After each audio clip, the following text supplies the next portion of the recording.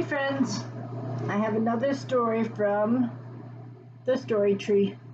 It's called The Magic Porridge Pot. Do you remember three little bears? There was porridge there. It's kind of like an oatmeal. It's a German story. It's right here on page 6. I'll show you the pictures first. Once upon a time there lived a little girl and her mother. Once upon a time, then they say it again, there lived a little girl and her mother. And they were hungry. The cupboards were empty. The shelves were empty and their bellies were empty. So the little girl took an empty basket and she walked out of the house and out of the village to see what she could find. She walked for a long time and for a very long time. Do you think she was tired? Until she saw a tangle of bramble bushes covered with fat blackberries. Do you see right there?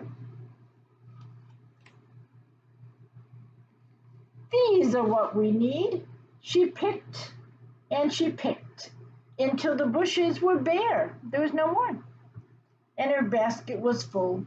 Then she turned on her heel and she set off for home. She walked for a long time, a very long time. But just as she was getting close to home, she met an old woman. Let me see the old woman.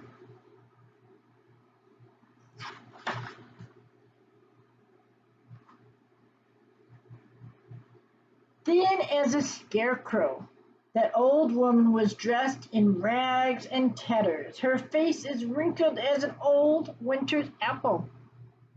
She looked at the little girl and she smiled a toothless smile. Those are lovely, lovely fat blackberries you have in your basket, my child. You couldn't spare a handful, could you, for an old grandmother without a tooth in her gum or a penny in her name? The little girl looked at the poor old woman and forgot how hungry she was. Of course I can, she said. You can eat as many as you like. She was being very kind. She held up the basket and the old woman dipped her shaking hand into the blackberries and scooped them up into her mouth. These are good blackberries and you are a good girl with a kind and tender heart. And because you've been good to me, I'll be good to you. The old woman reached beneath the rags and tatters of her shawl and pulled out a little empty black iron pot. She pressed it into the little girl's hand. You see the pot? Let's see if I can show you. Right there. That's the pot. Here's a present for you, my child. It's a magic pot. Ooh. Put it on the table when you get home and say, boil, pot, boil. And it will give you all the porridge you can eat. When you've had your fill, you just say, stop. Pot, stop. Do you understand? The little girl looked into the pot. Yes, and thank you. But when she looked up at the old woman was gone. So she went home with her pot and basket of berries. Her mother was very pleased to see her, and even more pleased when the little girl put the iron pot onto the table and said, boil, pot, boil. Straight away it was bubbling over with porridge. They filled one bowl and then another, and then the little girl said, stop, pot, stop. And the iron pot was as clean and black and empty as before.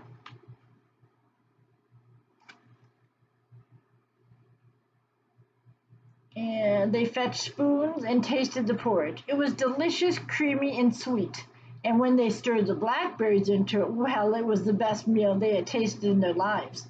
They went to bed that night with their bellies full and smiles on their faces. And from that day onwards, whenever they were hungry, what did they say? Boil, pot, that's right, boil.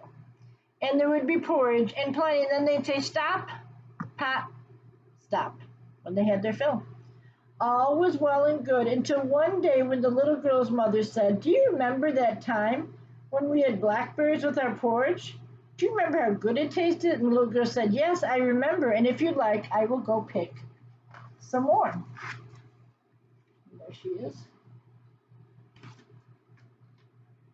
She took the empty basket as she walked out of the house and out into the village. She walked for a long time, and she walked until she came to the tangle of brambles with their new crop of fat blackberries, and she began to pick them.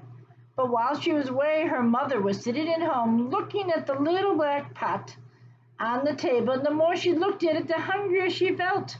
I'll just have one little bowlful, just to pass the time. She fetched her bowl and turned to the pot. Boil, pot, boil. Straight away the pot was bubbling over with steaming porridge. She filled her bowl. Stop! But the pot didn't stop. Did she not say it the right way? More and more porridge was bubbling over the rim. Soon the table was covered in porridge, and then it went out the door. Oh my goodness. She picked up a spoon and hit the pot. Stop! But the pot still didn't stop. Soon the porridge was dripping into the floor. Please stop! But the pot didn't stop. The floor was covered, and it went out the door, like I said before. Oh my goodness, what's going to happen? Look it, the porridge went throughout the town. But the pot didn't stop. Soon the whole village was covered with porridge. People were climbing onto tables. They were climbing upstairs. Please, please, please stop. But the pot didn't stop. When the little girl came home at the end of the day with her basket full of blackberries, she saw a flood of steaming porridge. Everyone, the houses, and all the people clinging to their chimneys. Tell that pot to stop, they shouted. The little girl smiled and said, what'd she say? Stop, pot, stop. And straight away the pot stopped and floated on the flood, as clean and black as empty as before. The little girl sat down at the edge of the flood of porridge. She poured her blackberries into it. She stirred them with her little finger, and she scooped up handfuls of the delicious mixture and gulped it down. And as for her mother and the other people in the village, well, they had to eat their way indoors, but they didn't mind. After all, it was the sweetest, creamiest porridge in the world. And that is the end of the story. Bye bye for now.